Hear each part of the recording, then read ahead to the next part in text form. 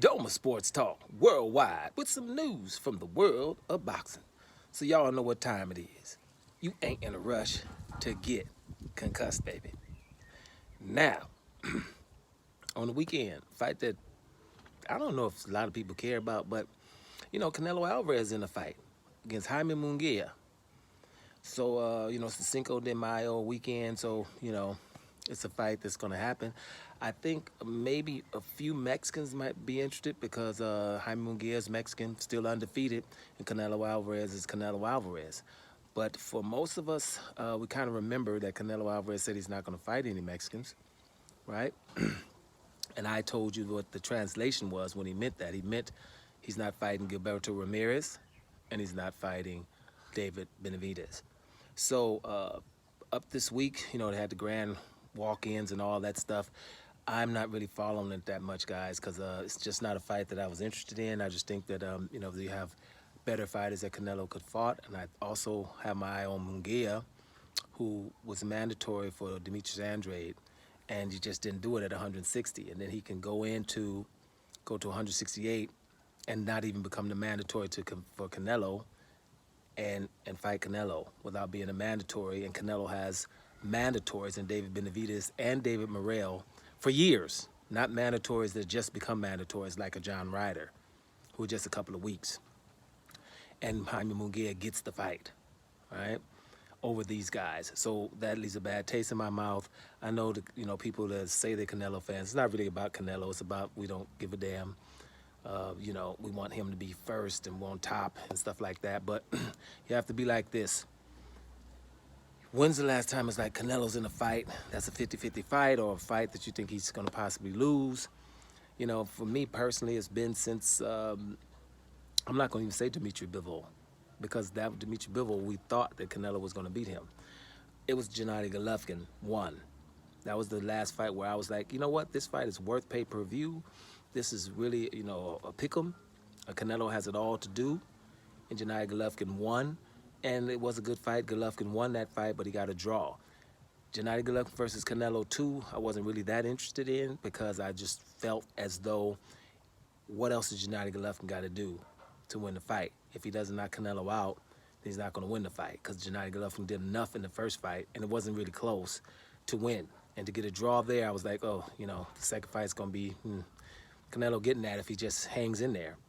And because Gennady Golovkin was asking for a Mexican style, stand in front of you type of style, which he didn't even implement against your boy, the guy who comes forward. I forget his name right now.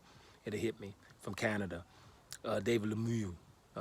Even Gennady Golovkin boxed him, but he was asking for Mexican style from Canelo, and Canelo stood in front of him in the second fight. And that's all Canelo had to do to win the fight. He didn't really win it, but he was stood in front of Gennady Golovkin, and it was probably a draw.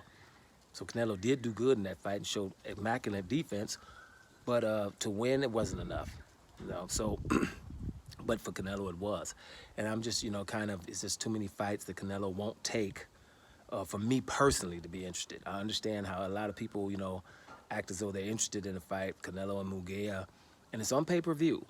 I guarantee you no one wants to talk about the pay-per-view numbers afterwards, which I personally don't care about anyways. The numbers don't interest me because, I ain't getting paid from it, But I think the numbers interest some people because that's when you talk about A-side and stuff like that.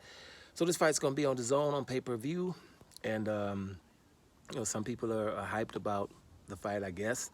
I can't, say anything about it here. I'm just keep your eye on Munguia.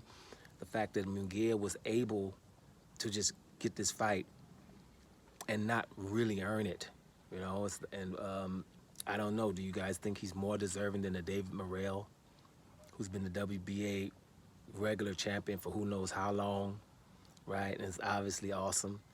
And we don't even have to talk about David Benavidez. These guys have to go up to light heavyweight because Canelo's not going to fight him. So Jaime Munguia gets a shot at undisputed.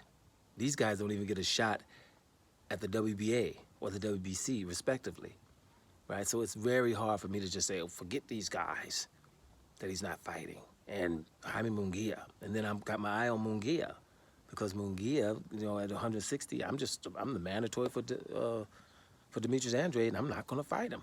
Just not gonna do it, and I can move on to bigger, better things, even though he didn't want to become a champion at 160. So, what makes him be able to fight Canelo? I mean, like, if he go to 160 and would have beat Jamal Charlo or beat Demetrius Andrade, then I'm like, whoa, yo, okay, Canelo, he's coming up to 168 to hunt you. But no, I backed out of 160 without handling no business with either one of those guys, Jamal Charlo or Demetrius Andrade, who he was the mandatory for. And then I'm just going to ease up into a Canelo fight. And people who are deserving don't get it. And then I'm hyped about Canelo fighting him instead of a Demetrius Andrade, a Bivol rematch, or the two mandatories in David Morrell and David Benavidez. So, I'm not hyped. But if you are good, enjoy it. Tell me how the fight went. Doma Sports Talk, worldwide. And I'm up out of here, y'all.